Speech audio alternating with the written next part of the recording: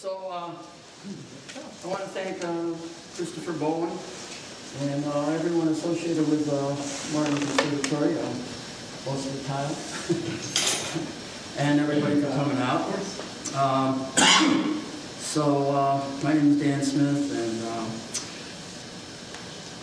poetry is a major felony or an MMA fighter, blur of head, hands, elbows, knees, and feet, smooth as an artful hustle or a lover's ass, like a mother's soothing caress or sharp as a surgeon's saw, musical as Mozart, Mingus, or Monk, enduring as myth or a Frank Lloyd Wright house, spider webs and galaxies, a Magritte or a Diego Rivera, Stanwyck in black and white at the top of the stairs, or Technicolor Bardot all naked and pouty.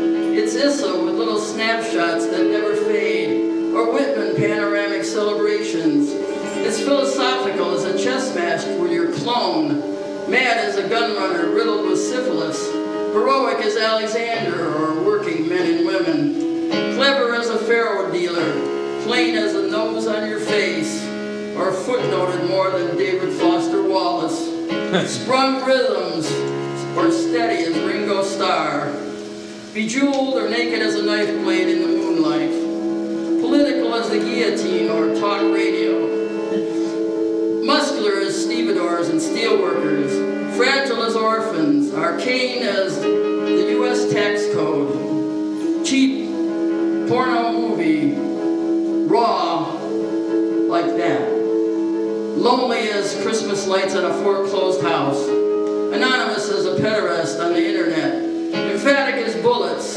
wild as Frank and Ava shooting telephone poles, running with the bulls in Pamplona, or shimmering like a Louis Armstrong solo, pumping its fist in triumph like the climax of a knife-throwing act, hysterical with the joy of itself, measured as the erosion of tombstones, real as the cries of newborns or dying gasps, convulsive as dope-sick electroshock nightmares with kaleidoscopic jukebox joke book colors, tear-washed things, persistent as heartbeats.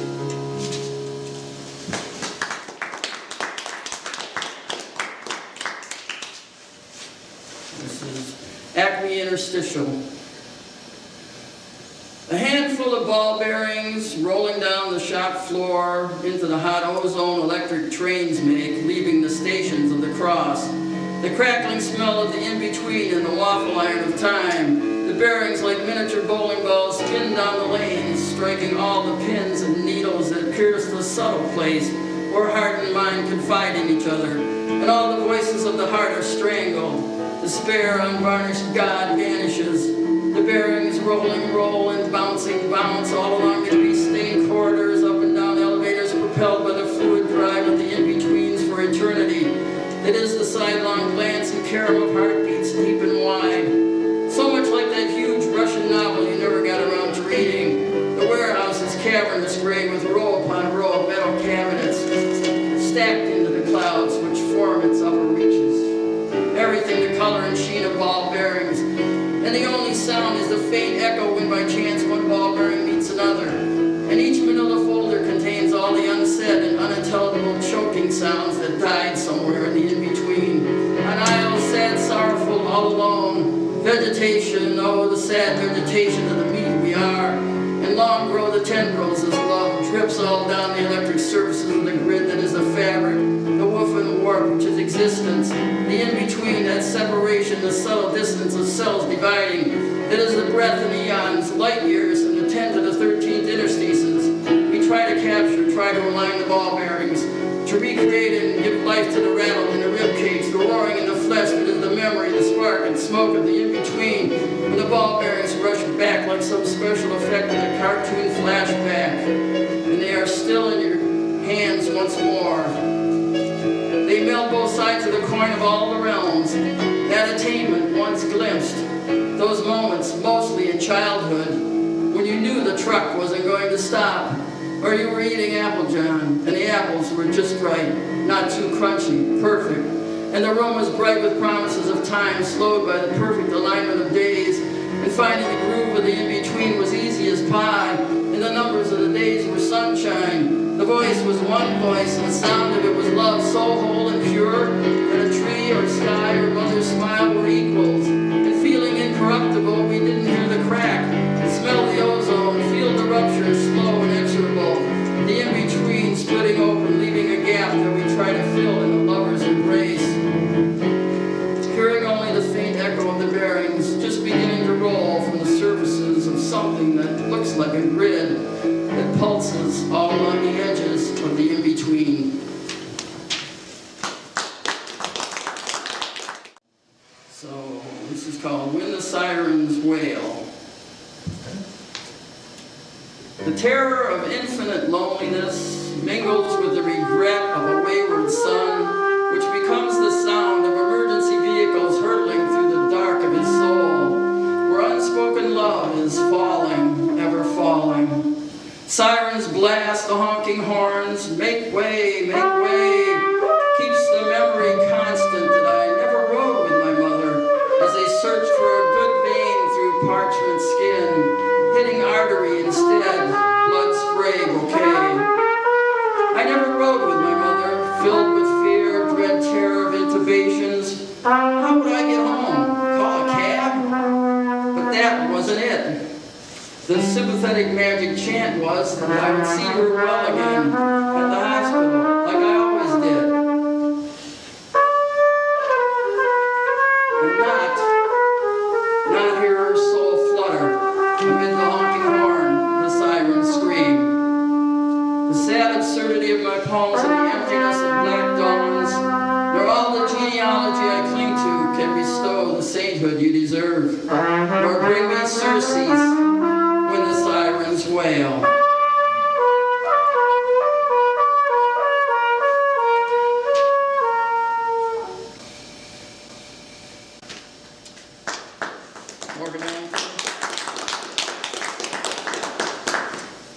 Cleveland, always with us.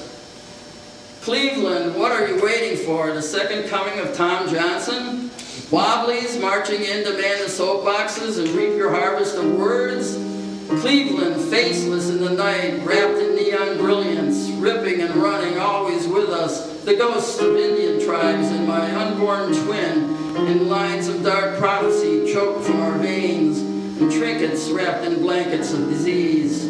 The gray mass of your towers bleeding the transit of days from our minds, sunless in canyons of inarticulate desire, surrounded by ghosts made speechless by blind acceptance, and horrified by our addictions to lies, we wander aimless in the zombie malls of empty hungers. Always, always with us, the mad singing of poets calling us to gather our wits, join the sanity, humanity chorus, and climb up from the catacombs, up out of dank mines of crystalline deception, backlit in the blue cathode glow of merciless commerce, smiley-faced and heartless, cutting a collage from mummifying hearts, slowly turning green with envy for the dead. Cleveland, always with us. And when the sun shines, it's a hydrogen bomb, and the lake turns to glass, and we put on diamond skates and do figure eights while the dealers shake the aces from their sleeves. We sing old Dylan songs till they dim the lights, but we never sleep. And my twin has no memory of me, but only I of him. It's my mythology. And he takes my hand and asks me if I'm real, and I lie again, tell him, don't the buildings look fine? As the loop spools through the night, attention Walmart shoppers!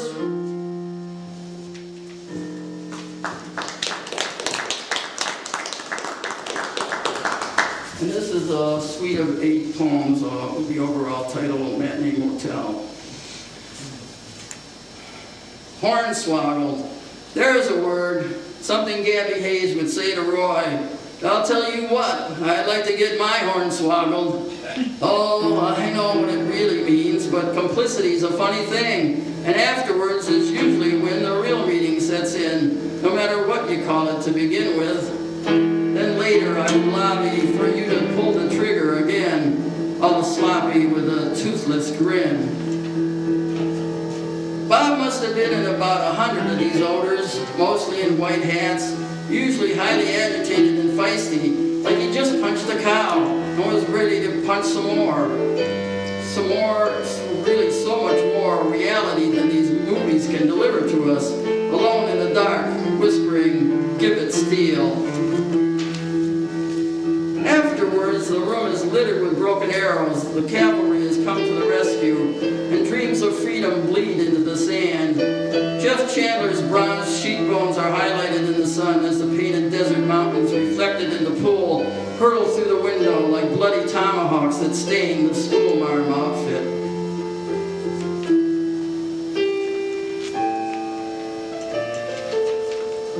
It has rained all day, all up and down Brook Park. Gene Kelly is splashing, dancing, singing physicality as we strive to attain that dripping technicolor joy, absorb some music, some lyric quality that will roll back this rain, momentarily stem the tide, as we each alone hold fast to our several ghosts and try to kiss them back to life.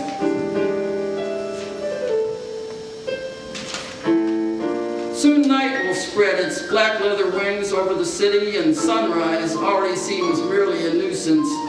We live for these afternoons in the dark when we rest, tuned in each other's arms, the flickering screen illuminating our stained lips, black against our neon tans. The yellow brick, garish and neon, the green door, paint peeling. All I wanted was a little lubrication, and those ruby slippers were sexy as hell. All I needed was a heart to see your emerald purity, but in my wretched lack I couldn't accept your gift. And now those flying monkeys are really creeping me out. The Phantom of the Opera with Gerard Butler loops past the ghost of Lon Chaney with the sound turned down. How Hollywood. And I imagine questions the desk clerks ask each other about their scripts. Does he have to be so disfigured? Why can't it be more opulent and well lit? Why can't he be miraculously cured by her love? What if besides singing they tap danced? But this is what is real. Sex in this little gray room in this gangrenous green light, revealed by our empty dialogue like black flowers laid on the shadows of our ornate fictions, looping as if our open mouths could express in words how hungry we are for silence.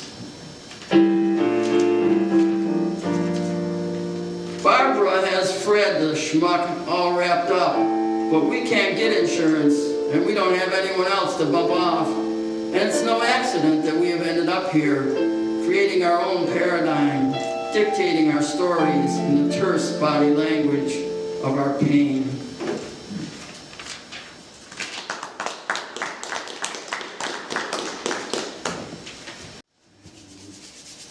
This is belief system. I believe in Southern rock, and in an alternate universe, I just might be an unmusical Allman Brother. And Charlie Daniels beat the devil, and Sea Level is highly underrated. I believe Irish Dement can make grown men cry just singing Happy Birthday. I might have passed college remedial algebra if the grad student teacher hadn't been such an anti-establishment comedian. I believe Alan Freed was a radio god, and the sweet, strange things little children say are keeping me alive. I believe the sky is blue due to clinical depression. The ruling class believes in bread and circuses. Anarchists believe in bread, as in a living wage. Music is a living, breathing thing, not a digital, robotic, formulaic assembly line product. I believe this is a poem. I believe everyone is entitled to their beliefs. When I workshop this poem, they will say they want more. I want more. I want movies with plots and good character development with fewer special effects. I believe in the comedy of Ernie Anderson and Tim Conway. I believe our Copper River will turn blue someday. And there should be statues of comedians, not generals. I believe in rock and roll. Oh, did I say that already? I hate when that happens. I believe in my little brother or sister whom I devoured in utero. I like the idea of San Francisco in the 50s. Just the idea. Never been, but man, oh man. Dexter and Wardell. Anita, oh, what a day. Women in hats and the elegance of long white gloves. I believe in the deep poetry of Cleveland like an oarboat pumping bilge out of Rust Street coals, and deckhands speaking in tongues to the moonlight rippling in oily water. The bow tenderly French kissing and the river giving head with old men fishing off the breakwall in the rain. I dream I am a bridge master opening up for the oarboats, their lights like little jewels in the fog. I dream of her pendulous breast, blue-veined like highways on maps, smoothed out to find lost cities with steles that tell of ancient mysteries. I believe in the power of Mahalia Jackson. I want people who died played at my funeral. I want just one person to like this poem, and I want to be alive when that happens.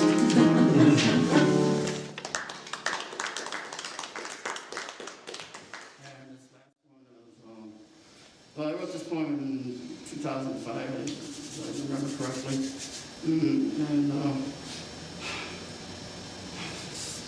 Sadly, the basic thrust of this is still relevant. America, your strip search stars are weeping. America, your red, white, and blue stars are weeping, and I cry for all those crying in the heart's wilderness. Night-trained urban hobos leaving Cleveland on the fast freights of their minds. I cry for you, Parma, Ghilardi, Death March after images as sunsets flame, pink flamingo, TV eyes. I cry for the shoppers at Mark's when they run out of ramen noodles and the apple juice has gone from 98 cents to $1.29, and you can bet it wasn't due to an increase in wages. I cry for the naked poets who run through Mark's stealing glances at cashiers who ring up the everyday low prices of poetry. I cry for the IWW, syndicalism, spindicalism, the lost perspective of streetcar tracks and jobs railroaded out of the country. I cry lubricant tears for a dry-eyed nation. I cry for the bedbug infestations of world trade viral infections. I cry for the weasel president and puppets everywhere. I cry for the people's fear in the gutted Constitution for which it lies prostrate, so easily divisible, with liberty and justice for those who can buy it. I cry as school systems are dismantled for easy brainwashing and manipulation. I cry for that Orwellian future where we have always been at war and one man's fanaticism is another's profit. I cry for the singers, the poets, and all non-ventriloquist voices. I cry for the wilderness, from the mountains to the prairies to our oceans flecked with oil. It's the U.S. of us, not just them. I cry for all the new memorials built on the hideous lies of a few. I cry for you, America, napalm-scented flags, stained Agent Orange, glowing with depleted uranium. I cry for the workers who have nothing to lose but their irradiated Cadillacs. I cry as the Washington Monument gets up and starts walking to the sea, and Lincoln leaps out of his chair howling that play was lousy and looking for his hat. And symbols symbolically wrap themselves in the flag and turning into cluster bombs tell everybody to go fuck themselves, while the Statue of Liberty's face turns red and she takes off, her statute of limitations having run out. Oh, you, America, was it only yesterday you seemed so beautiful? Was it only illusion? You had a history, all right. You were there when old George pocketed the coins from the National Armory deal. You leered lasciviously in Congo Square. You were in on it when that Sacco and Vanzetti thing went down. You flounced and batted your eyelashes for the Scottsboro boys. You squealed for prohibition, then guzzled bathtub gin. Your eyes lit up over Hiroshima and Nagasaki. But this morning, you old harridan, you're something worse, something alien, and so I weep. Thank you.